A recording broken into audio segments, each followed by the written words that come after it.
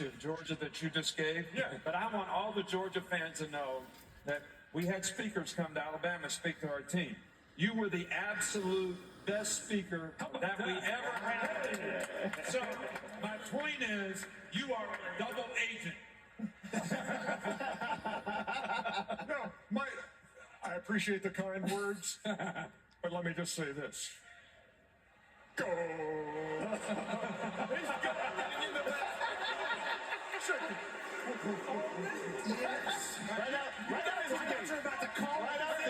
This is Ernie getting revenge for Charles taking the thing completely off the track, doing the last hit first. Does that sound like a double agent to you? Coors Light Saturday selections. We're going to start with Army and Navy, which is next week. Who you got? Low scoring game. I think Army is favored. I'm going to pick Navy by 3 points.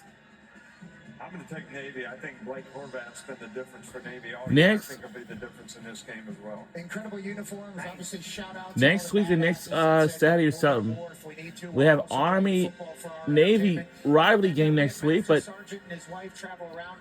we might root for Navy because Feels like game day is a Marines operation, so give me Navy to get a big win over Army next week. First team to complete a pass in that game wins. And also, my dad was a Marine, and they fall under the auspices. They operate under the Department of Navy, so gotta go. There you go. We've been fortunate enough to go to Army Navy on site a few times. We've done Army Navy. It's my favorite atmosphere of the game. Truly a throwback to what the game is all about. Navy's been a great story all year. I think they finished strong. Blake Horvath, like you said, Coach, he's the difference. You need your race. Yes, sir. Me and Jeff Monk can believe that Army, the Black Knights of the Hudson, will get the win. Hey, let the MAC championship, Miami, Ohio against Western Michigan. This is a tough one for me. I think it's going to be a hard-fought game. I'm going with Miami of Ohio. I'm taking Western Michigan. Lance Taylor called me this week. We got some special stuff in play. So, maybe that's a conflict of interest. They're going to beat Miami. They're going to upset them. You and Jimmy Sexton need to get off the phones. Okay, that's kind of what we're thinking here. Miami won the first one, but then their quarterback just kind of left. I'll take Western Michigan to get a big-time MAC championship for them. Along your line, Brock Lowry's still there, so I'll take the Broncos in this one. Daquan Finn opted out of a conference championship. No, he had an illness and then he left the team. Okay. It was like kind of an interesting. Okay, Yeah. whatever's happening is he's not going to be playing in this game, so I'm going to go Western Michigan. All right, only Desmond sticking up for the Red Hawks there. It's coming up on ESPN. All right, ACC championship, huge stakes. Duke could throw this thing into chaos with a win, or Virginia could make the playoff. I'm a fan of coaches who can do more with less. And you look at UVA, Virginia, they were picked to finish 14th in their conference. I think Tony Elliott, his staff, have done a tremendous job all season long. I'm going with the Cavaliers. I'm going with Virginia as well. Chandler Morris is outstanding. Duke's defense struggles. I think Virginia runs away. 8 o'clock on ABC. This is going to be a good one here. And everybody thinks that there could be chaos. Why not? Duke wins. Give me Duke as the ACC champions and having full chaos happen because everything else has happened this season that's been outrageous. So, JMU would be in if that happened. and then what happens? Yeah.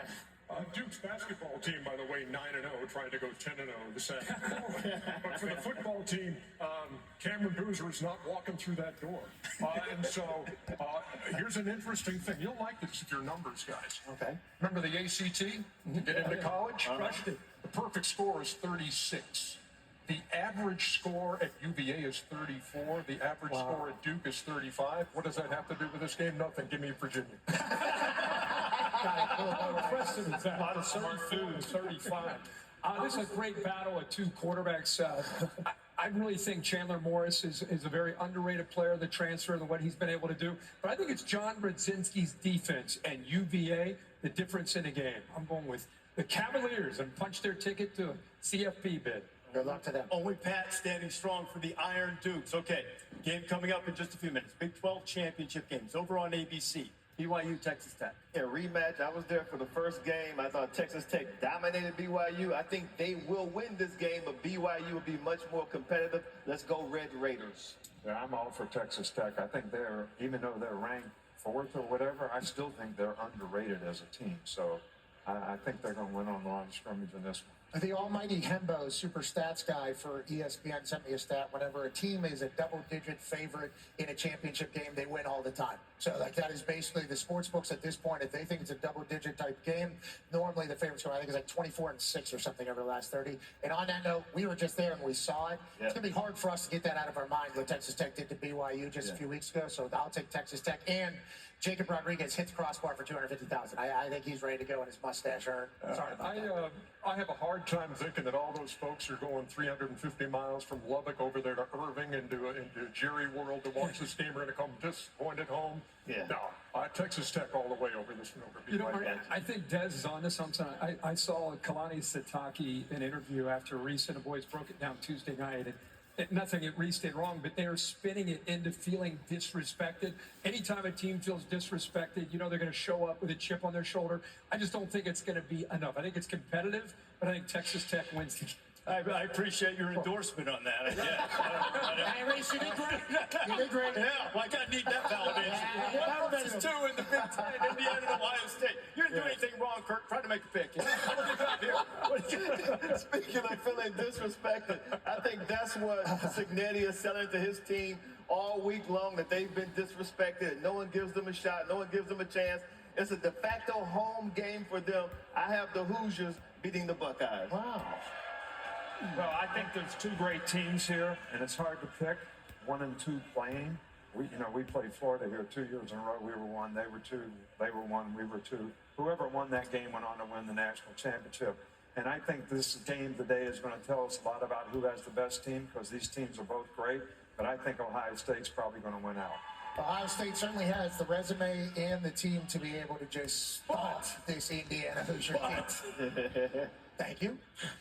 Kurt Cignetti's got the boys ready. Fernando Mendoza is excited for the moment. And to your point, the city is shut down for this. The Hoosiers basketball team is playing at 3:30. They're going to win that game. And then all the drunk Hoosiers are going to roll right over to Lucas Oil Stadium, and they're going to go bananas tonight as the Indiana Hoosiers win the Big Ten Conference Championship in football today. I think that's a crazy thing. It's been a while, right? 1988 since Indiana beat Ohio State. Yes, correct. The year before I started working for TNT, which was 36 years ago. You made the point earlier, Reese, that they haven't trailed in the second half, correct? They've played 720 minutes this year and trailed for 42 minutes and 2 seconds. And that will continue again tonight. Ohio State over Indiana. We're talking about the Big Ten Championship. We're not, Number one and number two. We're not talking hoops. What do you got, kid? You mentioned 1988 was the last time Indiana beat Ohio State. The last time Indiana won an outright Big Ten championship was World War II in 1945. It's a great team with a lot of energy. Pat's talking about it. He lives in Indianapolis. But I just think the Ohio State defense with Caleb Downs, different. They're just different this year with Matt Patricia. That defense and Jeremiah Smith and company, Ohio State wins again. They might wind up 1-2 when the rankings come out I as think well. the top And then, four, either yes. Here in the SEC, you know, Achilles had his heel, Superman had his kryptonite, and Georgia has Alabama. The Dogs have lost 10 of 11. In the last 3 seasons, Alabama has snapped Georgia's 29-game winning streak, their 33-game home winning streak, and they knocked them out of a 14 playoff. There's a line in the Alabama fight song that says, "Don't teach the Bulldogs to behave." But can they do it one more time? I expect we make a good environment, Georgia, Alabama, and Atlanta. I don't think we get any better than that. We definitely have a lot of history, but I'm just excited to play against them. You dream of stuff like this ever since you were a little kid. Both programs have had a lot of success. Success leads to good one. When the nights are brightest, we're at our best. It's going to be a dogfight. This is a matchup that everybody wants to see. We need to do our job and execute the task at hand. This is really going to come down to who's really going to get the ball 60 minutes. This is a ring game, so when you're playing for a ring, it means more. Alabama's won 17 straight in Atlanta, 5 of them against the Dogs. Does it end today? Yeah, I tell you what, we had both coaches on the team on the show earlier. When I saw Kalen DeBoer's power pinstripe suit, I started to lean towards Bama. But the more I look at Georgia and look at Kirby Smart, I think they're going to pull off this victory tonight. I'm going with the team in red and black. So I do think that Georgia has really made a lot of improvement as a team. they're playing really, really good football. And Alabama's probably going to have to play the best game of the year from their standpoint to be able to win this game. Now, when people say it's hard to beat the same team twice, my thing with that is it doesn't mean anything unless it means something to you. Right. So if Alabama thinks that they're going to go out there and execute and do what they have to do, I think Bama wins the SEC championship. Oh, no, no, no, no, no.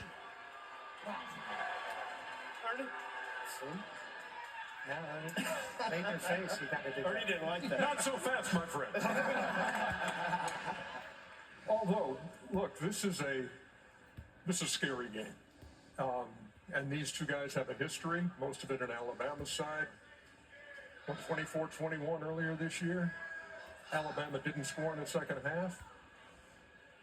Here's what I see, and don't get mad at me, my fellow Bulldogs. I see Alabama with a late touchdown, cutting the deficit to 17. Got him!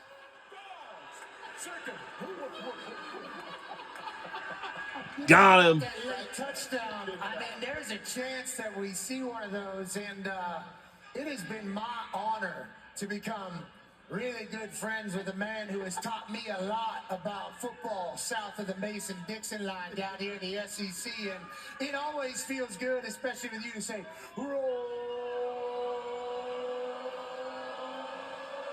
tide, roll. That's what you would think in this particular matchup, but yeah, right, dude. What's that coming down the track? Uh-oh. It's the mean machine in the red and black. Oh, Ain't nothing finer in the lane than a drunk, obnoxious Georgia fan. Go Dogs! Go Dogs! uh-oh. Dogs! Second! Congratulations, Georgia Bulldogs! You win yourselves an SEC championship today in Atlanta, Georgia! Oh, yeah, Georgia. Wow. Wow. You're the man. Thank you for joining us. Wow. We gotta see that again.